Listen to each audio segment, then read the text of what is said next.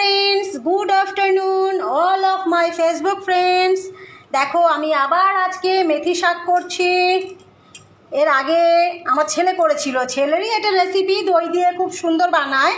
তো এর আগে আমি ডাঁটা কাটতে ভুলে গেছিলাম, মানে ডাঁটা দিয়ে দিয়েছিলাম। হ্যাঁ, তো এবার এই যে শুধু পাতা ছেলে বেছে দিল, 3 আটি এনেছি মেথি শাক।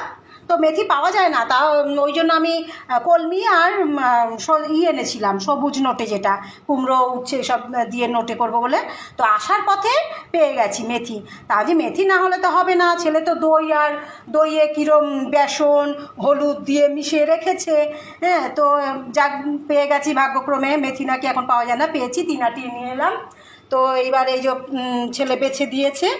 হ্যাঁ, আজকে আর ডাটা ফাটা কিছু দিইনি, এই যে ছেলেই এগুলো বেছেছে হয়ে গেছে। ছেলে বললো এবারে সর্ষে বাটা দিতে। মেথি শাকটা ছেলে বেছে রেখেছে, ডাটা ছাড়া, এই যে পাতা শুধু। আচ্ছা, এইবারে তোমার একটু দূর থেকে ভিডিওটা করতে হবে। তেলটা গরম হয়ে গেছে, ওই জন্য গ্যাসটা একটু নিভিয়ে দিলাম, অনেকটা গরম হয়ে গেছে তেলটা। তো দেখো এবারে ছেলে বললো সর্ষে দিতে, এই যে একটু সর্ষে ফোড়ন দিলাম। লালচে করে পেঁয়াজ ভেজে নিয়েছি। এইবারে শাকটাকে দেবো, এই যে শাক, মেথি শাক দিয়ে দিচ্ছি।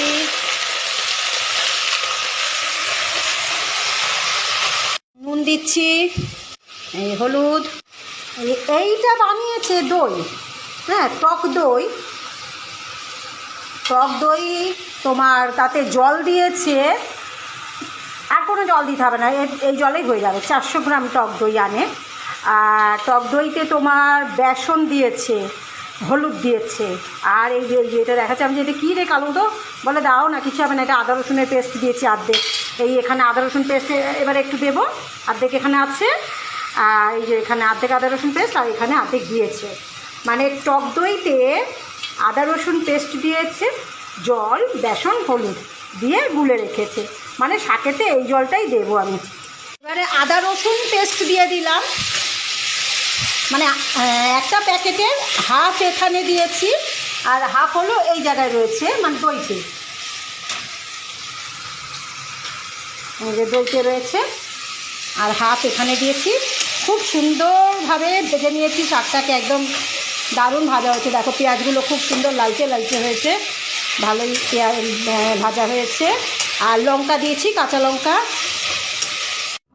কিন্তু আচ্ছা, এইবারে টক দইটা দিয়ে দিলাম। ওই লাস্টে যেমন ফোড়নটা দেয়, আমি আগেবার ঠিক দিয়ে দিই, তুমি এবার দিয়ে দেবে ফোড়নটা। আচ্ছা, ফোড়ন দেব। আচ্ছা, রেখেছি, কুচি করে রেখেছি।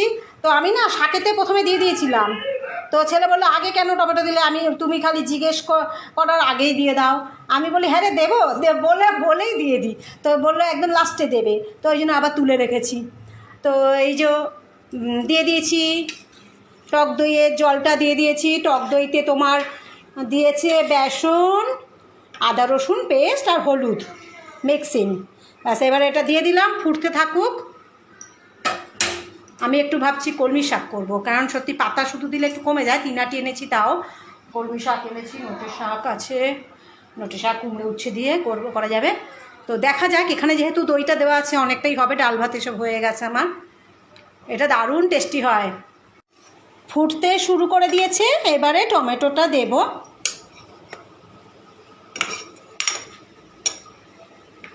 আর এপাশে কলমি শাকটা হচ্ছে। কলমি শাক যদিও আমার বর খায় না, ওরা শাকই খেতে চায় না।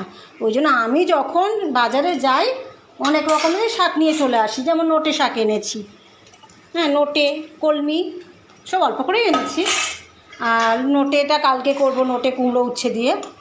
নোটে শাকটা রেখে দিয়েছি, কলমি আর এই মেথি শাকটা করছি।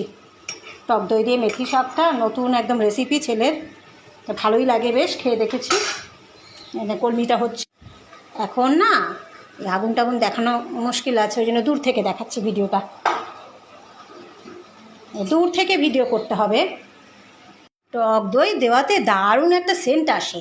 তো আমার টমেটো দেওয়া হয়ে গেছে, টমেটো এগুলো খুব ভালো করে হতে থাকুক শাকটা। আর এখানে কলমি শাকে সবে জলটা দিয়েছি।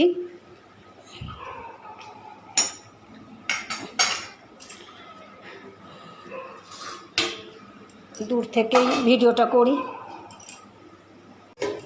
কত সুন্দর মেথি শাক হয়েছে, দইটা একদম শাকের সাথে মিশে গেছে, ঘন ঘন করে রেডি হয়ে গেল মেথি দহি কারি।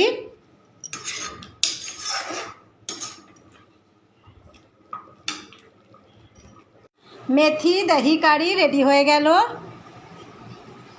এর আগে আমার ছেলে বানিয়েছিল, আজকে আমি বানালাম, তাও ও বলে দিয়েছে কিভাবে ও বানিয়েছে। বেশ ঘন ঘন দই দিয়ে, দেখো দইটা বেশ ঘন হয়েছে, শাকের সাথে একদম ঘন হয়ে মিশে গেছে। মেথি দহি কারি, হ্যাঁ দারুণ ঘন ঘন হয়েছে মেথি দহি কারিটা। দইটা দেওয়াতে দারুণ মানে স্বাদ হয়। চিনি দিইনি, চিনি দেয় রে? চিনি দেয় না, না ঠিক আছে। এটা এর আগে বানিয়েছিলাম, দারুণ হয়েছিল।